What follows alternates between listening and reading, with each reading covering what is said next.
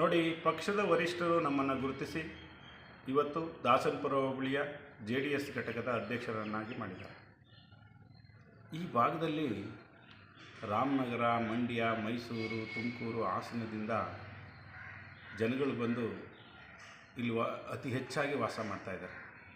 ಅವರೆಲ್ಲ ತುಂಬ ಜನ ಕುಮಾರಣ್ಣ ಮತ್ತು ದೇವೇಗೌಡರ ಅಭಿಮಾನಿಗಳೇ ಹೆಚ್ಚಾಗಿರೋದ್ರಿಂದ ಅವರನ್ನೆಲ್ಲ ಸಂಘಟಿಸಿ ಪಕ್ಷವನ್ನು ಬಲವರ್ಧನೆ ಮಾಡೋ ಜವಾಬ್ದಾರಿಯನ್ನು ಏನು ಪಕ್ಷ ನನಗೆ ವಹಿಸಿದೆ, ಆ ಜವಾಬ್ದಾರಿಯನ್ನು ಅಚ್ಚುಕಟ್ಟಾಗಿ ಮಾಡೇ ಮಾಡ್ತೀನಿ ಅನ್ನೋ ನಂಬಿಕೆ ನನಗಿದೆ. ಪಕ್ಷದ ವರಿಷ್ಠರು ನಮಗೇನು ಜವಾಬ್ದಾರಿಯನ್ನು ಕೊಟ್ಟಿದ್ದಾರೆ, ನನ್ನ ಮೇಲೇನು ನಂಬಿಕೆ ಇಟ್ಟಿದ್ದಾರೆ, ಆ ನಂಬಿಕೆಯನ್ನು ಖಂಡಿತವಾಗೂ ಉಳಿಸ್ಕೊಡ್ತೀನಿ. ಹಾಗೆ ಮುಂದೆ ಬರ್ತಕ್ಕಂಥ ಯುಗಾದಿ ಹಬ್ಬ ಅಂದರೆ ಬೇವು ಬೆಲ್ಲ, ಜೀವನದಲ್ಲಿ ಸುಖ ದುಃಖ ಎರಡನ್ನೂ ಸಮನಾಗಿ ತಗೊಂಡೋಗ್ಬೇಕು. ಈ ಹಬ್ಬವನ್ನು ಆಚರಣೆ ಮಾಡ್ತಕ್ಕಂಥ ಹಾಗೂ ಈ ಹಬ್ಬ ಹಿಂದೂಗಳಿಗೆ ಹೊಸ ವರ್ಷ.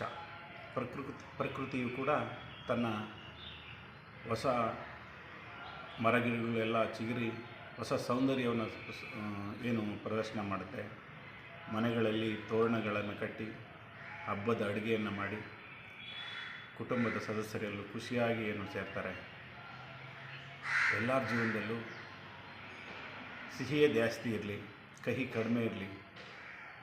ಮತ್ತೊಮ್ಮೆ ಎಲ್ಲರಿಗೂ ಸಹ ಹಾಗೂ News81 ವೀಕ್ಷಕರಿಗೆ ಯುಗಾದಿ ಹಬ್ಬದ ಶುಭಾಶಯಗಳನ್ನು ಕೊಡೋಕ್ಕೆ ಇಷ್ಟ.